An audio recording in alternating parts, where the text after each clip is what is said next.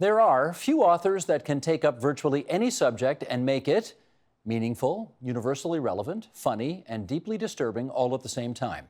David Sedaris is just such a writer. His reflections on moving to France in Me Talk Pretty One Day, on life as an elf at Macy's in the Santaland Diaries, and now in his latest book, Calypso, on what middle age is really like, have earned him a place as one of America's most beloved humorists. And David Sedaris joins us now with more. So good to meet you. Thank you so much for having me. I got to tell you, when I read this book, I felt all of those things and more. If someone were to describe this book to you, though, as awesome, how would you feel about that? That is my least favorite word. I know it is. I was said to someone the other day, they said awesome, and I said, you know what awesome means? Fine. That's what awesome means now. I mean, I went to the Great Wall of China once, and I have to say that was awesome. Because that's the only thing. That's the only thing I can think of. Not a latte is not awesome. You've never had an awesome latte, eh? Well, I was in Boulder, Colorado. That's the awesome capital, and that's where I heard someone in a coffee shop saying, "I'll have a latte," and the person said, "Awesome," and he said, "Awesome." So it was just, yeah, no, it's my least favorite word. Yeah, no, I right get now. it. That's why I asked you about that. Here is how some people have described it, however. Let's bring these graphics up if we can. The Associated Press writes, "The best stories here are the work of a man seeking catharsis by coming to terms with tragedy the only way he knows how, storytelling." And then in the Washington Post, after 25 years and 9 essay collections, after publishing 500 pages of his own diary, the most shocking thing David Sedaris can do is reveal that he's been holding things back. Have you really been holding things back all these years? There were things I hadn't written about, but I think sometimes, for me anyway, I have to get a certain distance away from them in order to write about them. Like I don't, some things, you know, I can have a root canal on Wednesday and I can write about it on Thursday.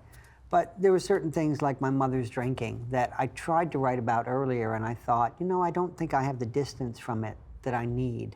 And I just needed to get exactly this far away from it in order to write about it with any kind of level of understanding. I want to talk about your mom.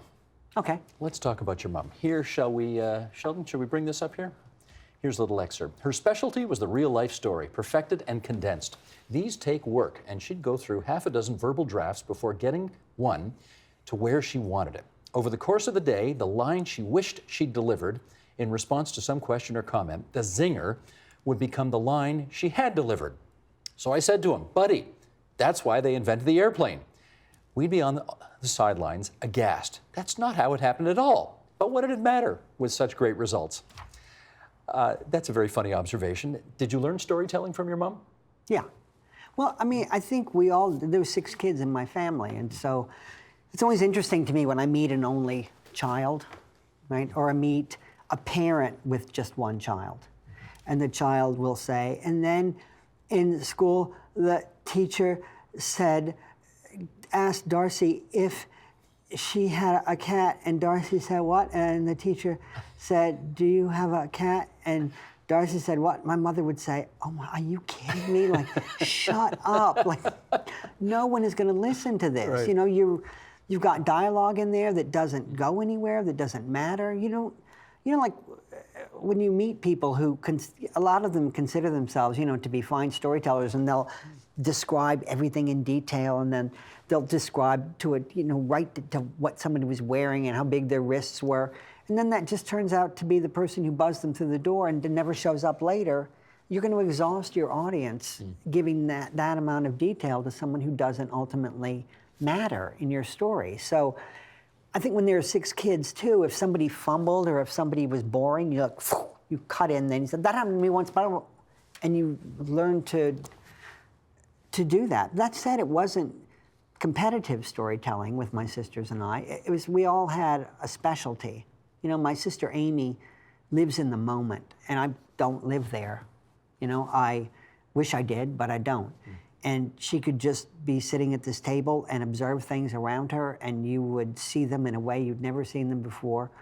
My brother Paul can imitate anybody. He'd meet you and spot your weakness like that. And then go there. And, yep, and go there. My sister Lisa can tell a story in which she seems to be a victim, but it's never told from a victim's point of view. It's told it's told with wonderment, right? So we all have our little thing that we developed, but I think it all came from trying to get my mother to laugh. That was the best sound in the world to us. Why was it so important for you to hear your mother laugh? We just wanted to make her happy. It wasn't like she was mean and then we thought, well, if we can make her happy, she'll be nice to us. She was always nice to us. Just getting her approval that way. And that was the approval that mattered. It wasn't, because she wasn't stingy with her laughter, but we all figured out from an early age she had a good sense of humor. Like, she didn't laugh at stuff that wasn't funny. She was a good judge of what was funny and what was tired and what was, I don't know that I ever heard my mother fake laugh. You know, I never listened to myself, but I listened to an interview that I did and I heard myself fake laughing and I was horrified. Because your mother would not have gone for that. Well, she wouldn't have. I mean, sometimes it's what you need to do, you know, if you're trying to be polite, and it wasn't like somebody would tell a joke and she would just sit there like, maybe she would be laughing at how funny they thought it was. I don't know. You do talk in this book about your sister's suicide, and you have an ability to go from funny, ha ha, we're laughing, and then boom, you hit us with tragedy, really out of the blue. Why do you do that? Gosh, well, you know what it usually, in that situation, it's usually tragedy. But then what I do is when I go on tour, I usually start a tour with 3 or 4 new stories. And I go on these lecture tours every fall and every spring. So I'll go to 42 cities in 44 days. Every October, November, do it again in the spring. So I read stories out loud, go back to my room, rewrite them, read them, rewrite them. And so usually if it's funny, and then it's tragic, it was just tragic. And then I thought, you know, I think I need to lighten this up a little. Or it was just all funny, and then I thought, you know, maybe I need to dig a little bit deeper here, just to have that mix, right? I mean, it's false to add a tragedy to an essay about, about a root canal, say, right? Because there's nothing tragic about it. I mean, it doesn't even hurt anymore, right? But you don't want to be formulaic in that way. But I mean, there were certain essays in the book that were just, you know, they're pretty heavy subjects. But I remember when my first book came out, a neighbor of ours came to the book signing in Raleigh, North Carolina. And she said, that's all fine, but when are you going to write something serious? And I said, never, because it doesn't. There are plenty of people who do that and they do it really well, No, but you that's have not here, what I Dave. want. Yeah, no, fair enough, but you have written about serious things in this book, in Calypso. Yeah, but I still want laughs. I don't want to, if you're reading in front of an audience and it's just all serious, what you hear is people coughing. And when they're coughing, it's like they're throwing skulls at you. So I try to mix it up a bit. I presume, well, I shouldn't presume, let me ask. The part of the book where you did start to deal with Tiffany's suicide, partly for catharsis? Is that why you went there? I've never found writing to be cathartic, never. That said, it's how I kind of make sense of the world. So it seems like it would be cathartic, but it's not for some reason. Did you have much of a debate with yourself about whether to go there? No, I mean, there was one essay in which I talked about the last time I saw my sister, and I didn't mean to write that. In the earlier version, I'd never mentioned that. And then the story just hit a wall. And so I thought, okay, go back and take a different path right here. And then I found myself writing about it, and I couldn't unwrite it once I'd written it. I mean, it's a really hard thing to write about. My sister was mentally ill, and I was doing a show at Symphony Hall in Boston, and the show sold out, and then there was a big crowd of people waiting to get books signed, and I'm backstage waiting to go into the lobby, and my sister shows up, and looking like the mentally ill person that she was. And I asked the stage manager to close the door. And he shut the door in her face, and I never saw her or spoke to her again. And when I wrote that, I thought, well, that can't be me. That can't be me. I'm a good person. But it was me. And then every night when I read it out loud, I think the same thing. I think, like, it can't have happened like that. And it's like, no, that's exactly the way that it happened. But you wrote the line, and you say you can't unwrite it once it's there. But you must have known that leaving that line in the book, I mean, you're taking a hell of a risk there, because you're risking the reader coming to the conclusion that you are, that's a bad thing to do. Right. But you're not worried about that? no, I'm not worried about it so much, because I've met so many people who have had mental illness in their family, and they understand, because I don't think you can, it's really not fair to say, I don't know, bad or questionable things about other people and then just try to make yourself look good. I don't know, I never quite fall for that in somebody else's book. And I think it's those awful things that most people can relate to. You know, if you admit to something that you did that seems to you unspeakable, that's a thing that most readers and people in the audience, they're going to say, wow, he's me. Should we bring these pictures up here? Come on, Sean, let's bring these up. Have a look, David, at the monitor here. Who's that guy? Oh, that's me on drugs. You're 23 years old there. On drugs, yep. Those are some envelopes that I had painted and strung up in the ceiling of my apartment. And gosh, this fellow, who I'm still in touch with, actually, I'm still friends with, came by just one day, and he just always had a camera in his hand, and he took those pictures.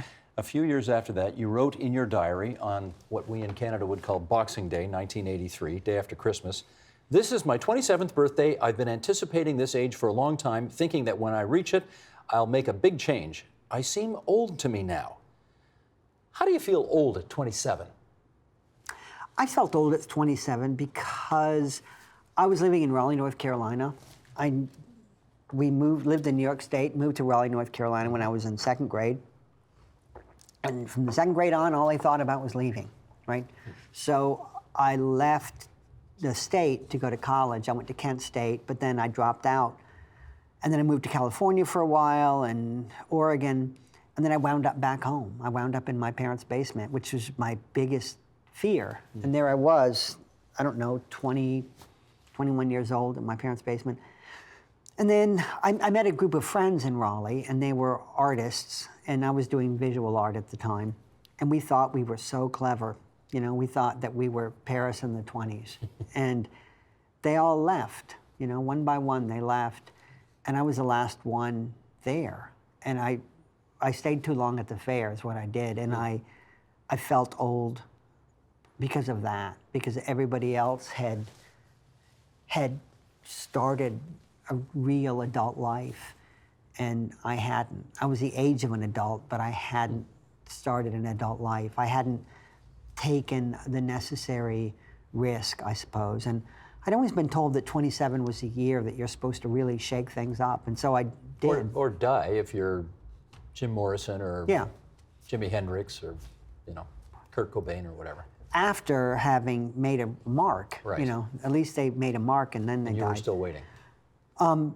So that's when I moved to Chicago. I wanted to move to New York, but I thought, well, I'll just get eaten alive. And so I saw Chicago as a stepping stone, and it was a good one.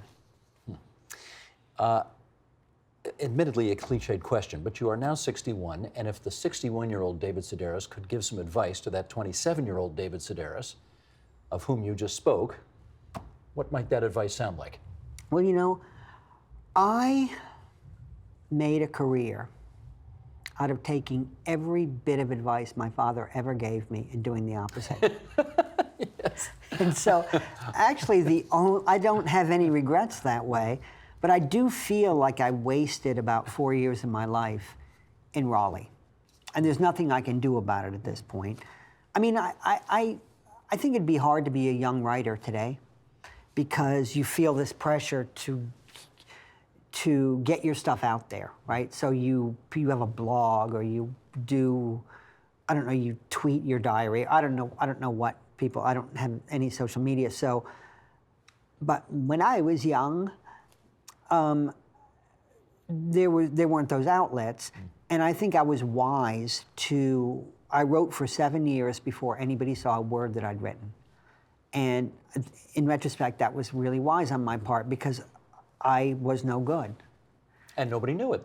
And nobody knew it, exactly. You could get better in a riskier, what am I trying to say here? In a risk-free environment. Yeah, which I think now, though, if you were 22, you'd look around and you'd say, oh, well, my friends have blogs and I should do it too. And then you put it out there and you think, well, I didn't get any, nobody's paying attention to it.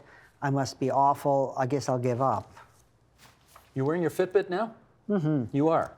I have a Fitbit and an Apple Watch. A Fitbit and an Apple Watch. Yeah. And yet you're not on social media.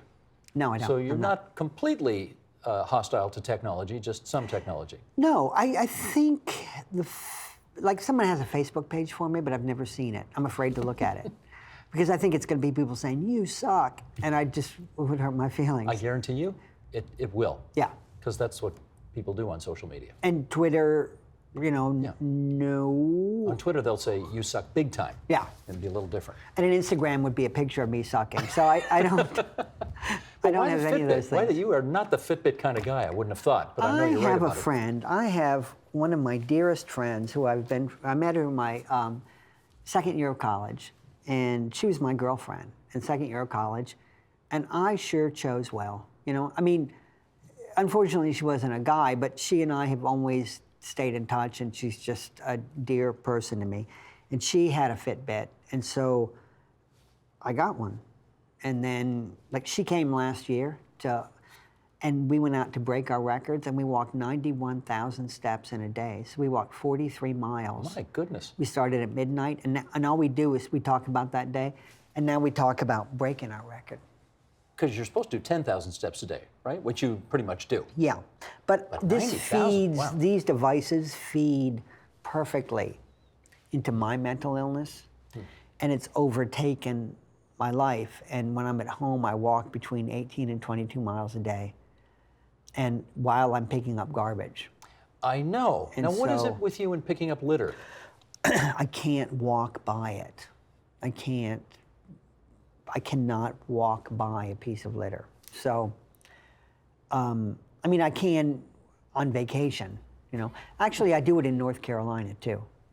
But in a place where I have a hot house, I can't walk by litter. What is the most interesting thing you have found? I find a lot of sex trash in England. I found a pile of spanking magazines. I found a ball gag. I found a strap-on penis. What do you do with this stuff? Well, the thing is, the ball gag, I was with my friend Dawn, and she said it was a dog collar, and it's with a tennis ball attached to it. It's like, you don't know anything. And I brought it home to Hugh, and he said, look, it's a dog collar with a, he didn't know anything either. And then I brought it to a reading, and I gave it away to somebody. I said, who wants this? And of course, somebody wanted it. You gave what's it called? A ball gag. A ball gag that you found on the streets. But you put it through the dishwasher, you're fine. I think. That's just gross. That is gross. Okay, time for more pictures. Hugh was your significant other, incidentally. You just mentioned his name and wanted people to know who he was if they don't already. Some old family photos, please. Here is, front row left to right, Amy, David, Gretchen, Paul, Lisa, and Tiffany. Correct. And everybody, almost everybody's got a nice smile on their face. And you look kind of different. What's going on there? I don't know. I don't know why I'm not. Well, Tiffany doesn't either. She does not either. Tiffany looks like, if you had to pick the person out of that photograph who would be troubled, I think you would point to my sister Tiffany, although back then she seemed like, just any other little girl. And although the baby looks like Yeah. I mean, in a hypnotic state at the moment or something like that. He really does. Okay, next picture, please. Here's left to right, David, looking very showbiz here, and then Lisa and Gretchen. And that's, I don't know what you're auditioning for there, but you know, it certainly presaged a life in show business. It sure did. Yeah. And here, next one, that's kind of a touching shot there. David, Lisa, and your mom. Uh-huh. It's a sweet. Let's, can I impose upon you to read a little something from Calypso? Sure. How about, let's do page 139 to 141. Okay. For starters. And what do I say? The floor is yours. For a while, when I was 11 or so, I used to drop the empty cardboard toilet rolls into the John. They would take a while to disappear, 5 or 6 flushes usually, but I was in no hurry. The first 3 times the toilet clogged, my father went at it with the plunger, and that did the trick. Then, for some reason, the plunger wasn't enough. He ordered me to get his toolbox and to stand in the open doorway, ready to hand him whatever he called for.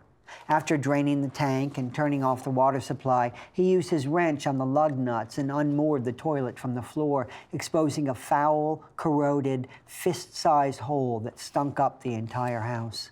I held my breath and watched as he reached down into it and withdrew part of the roll I had flushed a few hours earlier. Who in the hell? That night there was a big lecture at the dinner table. When I get my hands on whoever's doing this, he didn't even use a glove, I thought, watching as he took a piece of bread from the wicker basket we had. A few nights later, I flushed another empty roll down the John, which clogged again. Out came the plunger, the tools, orders to stand in the doorway. The toilet was lifted off the floor, and as my father cursed and rolled up his sleeves, I must have laughed, or at least smiled in some telltale way. "You," he growled, looking up at me from his kneeling position on the floor. "You're the one who's been doing this." "Me? Don't even try to talk your way out of it." I offered some lame denial. "I hardly ever even go to the bathroom. You should ask Amy or Tiffany. They're the ones. You are going to reach down into this pipe and pick out that cardboard roll," my father said. "Then you are never going to flush anything but toilet paper down this toilet again." As I backed away, he pounced. Then he wrestled me to the floor, grabbed my hand, and forced it deep into what amounted to my family's asshole. And there it has been ever since, sorting through our various shit. It's like I froze in that moment with the same interests as that 11-year-old boy, the same maturity level, the same haircut, the same glasses even. Your dad's a real man, that's for sure. Yeah. Because that's nothing you'd ever do, right?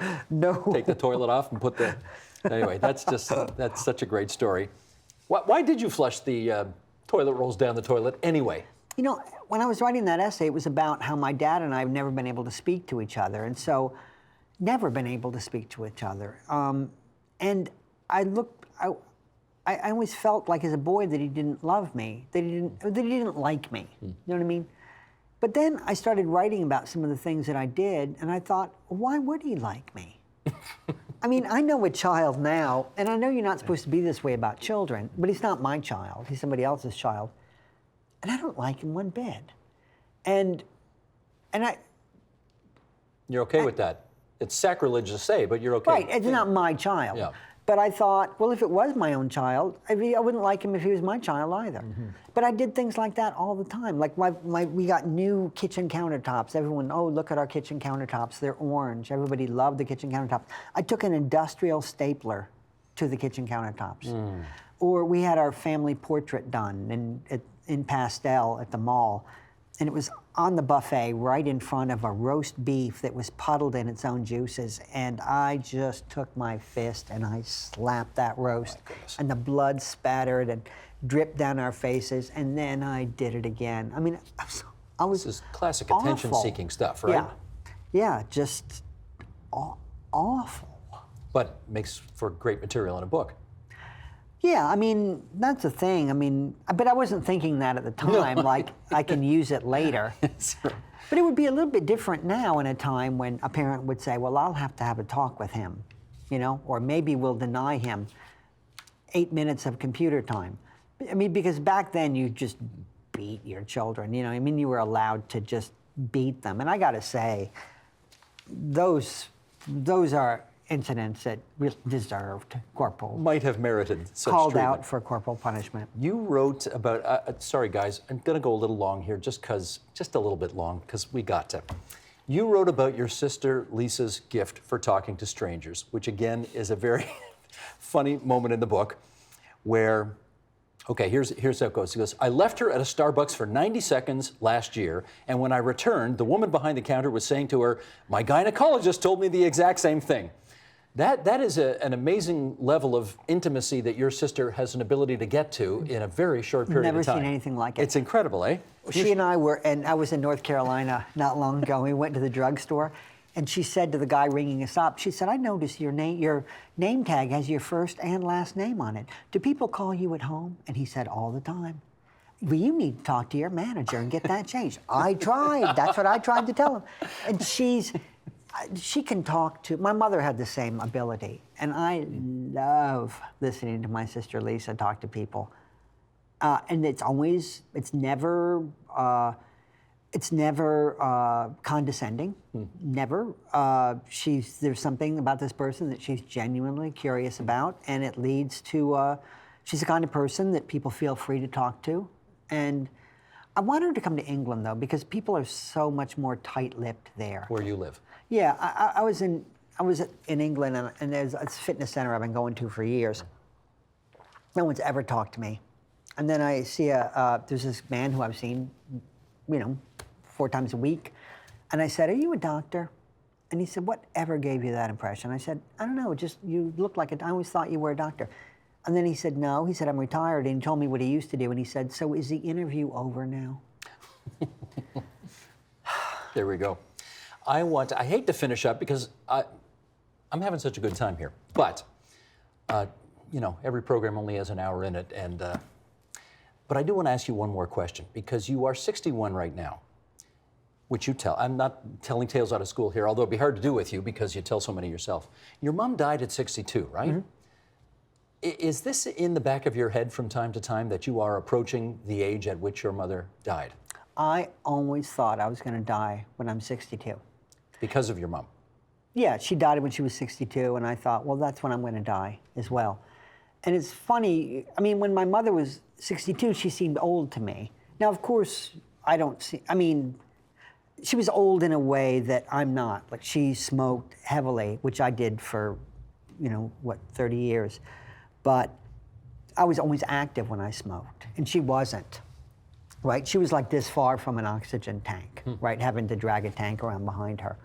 So she seemed old in that way, that she wasn't physically active the way that I am.